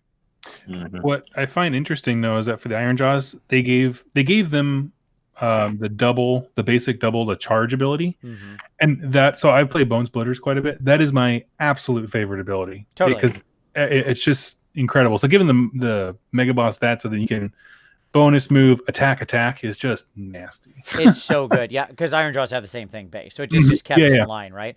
And yes, I agree. Like when I was playing my Iron Jaws, I think the vast majority I needed to have a Wah, Yep. right? For like one of the rounds to get where I needed to go, and then everything else was just doubles to charge. Mhm. Right? To get like move this guy, now I attack twice, that model explodes. And gang up as much as possible. Yeah, exactly. I mean, in general, if like an Iron Jaws brute touches your model is going to be a red mist in a few seconds. Like there aren't a lot of things that survive Right. multiple activations from a brute, especially not like a brute boss or something. So yeah, I thought that guy was cool. Mhm. All in all, the allies are cool. It's a great use for a lot of interesting heroes. Yep. Some of which, frankly, don't have as much use in the game. No. Like, some do, some don't. I mean, obviously, Dark some of Oath these models- Chieftain. Right, exactly. Like, seeing the I mean, Dark Oath War Queen and the Dark Oath Chieftain being, like, part of the conversation is Mhm. super exciting, right? Like, that's actually pretty great. Hey, they may someday, maybe. Yeah, 2020. They'll be back. Chosen. Exactly. So yeah, I mean, these guys overall, I mean, this book was not super expensive. It was, I don't even remember how much I paid for it, but it was pretty cheap. I think it was like $25, something like that. Yeah, that sounds right. I got mine at a discount. I don't know, but Yes. And I thought this is exactly the kind of expansion I wanted for Warcry. It's doing so much I want in adding new interesting types of quests for the campaign, new rewards, new additions for your warbands. Like, I gotta say, this is the kind of stuff that I would like to see. And by the way, all this still feels optional. Yeah. Yeah. The question I was going to ask in the beginning, but I wanted to leave it for the end is, if they had said Warcry doesn't have a match play format and then put this in that section, I would have liked it more. Oh, if it was in the basic book? Yeah, or if they just leaned so heavy into narrative play and creating cool stories. I think, I don't know. I think leaning hard in that direction is the way to win with this game, to be honest with you. I agree. I'll tell you what I want the next expansion to be. Okay. What's that? I want the campaign guide. Right? Yeah. Like that's what I want. And I want it to expand treasure tables, injury Oh, tables, yeah. campaign quests. Right? Just turn on the fire hose. Mhm. You know what I mean? Like, just give me a campaign book to explore, and I am all freaking in, right? Different artifacts, different lesser artifacts, different all that stuff, right? Like all the rewards you get as you're climbing the narrative ladder there, right? Yeah. As you're going through your campaign progress tracker. So to me, it's just like I get what you're saying. At the same time, my thought is I'm kind of glad it wasn't in the original book, just because then I got to just really hone in on the core rules and feel like I had a solid understanding of the simplicity of the game. And this always still felt separate. Like, I get it. I get what you're saying. You know what I mean? Yeah. I think it less to do with the rules and that kind of stuff. More the idea of just the tone of the game being solely focused on creating cool narrative. Yeah. Yeah. It goes in line with like what we didn't mention this during the news. We kind of skipped it foolishly. But obviously the other big thing they announced was the gaming book, right? Oh yeah. Mm-hmm. And where it's going to, which is $35 for those that were asking price. Yeah. So interesting. Okay. There you go, which is fine. Yeah. Because it combines the core rules again, which is free, but it's there. It's a printed reference. Plus the 31 battle plans that are relevant and the match play rules and all the realm rules. So no need to have like flip through this thing to find these realm rules and this book to find these and carry them. Like, yep, great. It's a game made. I'm fine with it. Should they have maybe published all that as one source originally? Yeah, who knows? Maybe, but that's just not how the world worked out, and I don't care. Like, I don't care about, like, beating them up for a decision they made a year and a half ago. What I want is, like, we've all been saying, wouldn't it be awesome to have a single reference book that we can just carry with us and has all that critical information in it? And they said, yeah, that sounds like a great idea. We'll print that for you. I have a question. Does it have the realm... artifacts? It does. Yes, it does have the realm artifacts. Okay, cool. Yeah, exactly. That is that's amazing. Yeah, the realm artifacts, realm rules, and spells all in there. So with all their errata. So for example, that's the key. says once per game. Yep. Yeah. Once per game. Once per game. Yeah. Nice. So we jumped a little. That was a late news item. Yeah, sorry. It's okay. I forgot about it earlier too. Look, I'm not gonna lie. It was hard for me to think about anything that wasn't Orruks before the show started, and then an hour of frustration with YouTube and Streamlabs didn't help my nerves any. But hey, anyways, so there we go. We got this going. Now I'll have to go back and remember how to trim in YouTube again and clip the first 30 seconds of us just sitting there going, are we on? Are we on? But there you go. That's Monsters and Mercs and Cities and Orruk War Clans. My gosh, what a week. This was a big one. So, Doug, any final thoughts you have on this? On Monsters and Mercenaries? Yeah.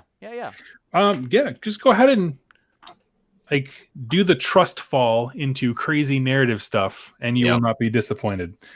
Don't worry about it being balanced. If it sounds crazy, that sounds fun. Just lean into it and laugh a lot. I think that's the whole point. Super duper duper agree. Yes, 100%. I can't wait to get my campaign games started. So, yep. It looks so good. So good. And you now have an excuse to paint up all those monsters that you would have never likely ever put on the table. Right? That's amazing. First of all, First of all, other than the War Hydra and Charybdis, which, as previously stated, I have 0 of, right? Because just it was a monster that fell through the cracks with me. Every one of these monsters that are in here, I already have, and I already have painted, and I probably already have in multiples, with one other exception, which is the Skitter Strand, because I'm not allowed to have spiders in the house. Ugh. But Tom brought his spiders one time, and my wife was like, "Nope. If you ever have those, I'm throwing it in the garbage. I'm gonna smash it with a hammer and throw it in the garbage." She hates spiders. Oh, my wife's the same way. Yeah, I showed her the Arachnarok, and she was like, "Haha, no." So I do want to paint one of those sometimes, just because I think it would be really fun. But I'll have to give it to somebody. So it's just I'll have to keep it secret down here, just like I'm painting. She's like, "What are you working on?" "Nothing. Don't look at this. Don't look at this." Yeah. Shh. Go away. But yeah, other than It's that, an ant. Don't look at it, honey. But I got all the Chaos Gargants and Gorgons and Cygors and Zombie Dragons and Terrorgeists. I am ready to rock. And hey, if that Cities book comes out in 2 weeks and that that War Hydra as Battle Line army looks interesting, I think we all know where I'm going, folks. I got a Black Ark Fleet Master I picked up on a hot deal. I got him for $8. He's just been looking for a home.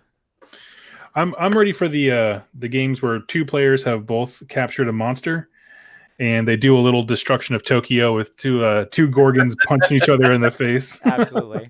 Yeah. Well, when the elephants fight, it's the regular warband members who suffer. That's right. Indeed. All right, gentlemen. Well, let's call it a night then. It's midnight because we started late. I apologize, everybody. Thank you all who stuck with us or looking at this new link. I'm sorry about all this. YouTube just wouldn't take the stream, and there it is. But I thank you all for watching. As always, we very much appreciate it.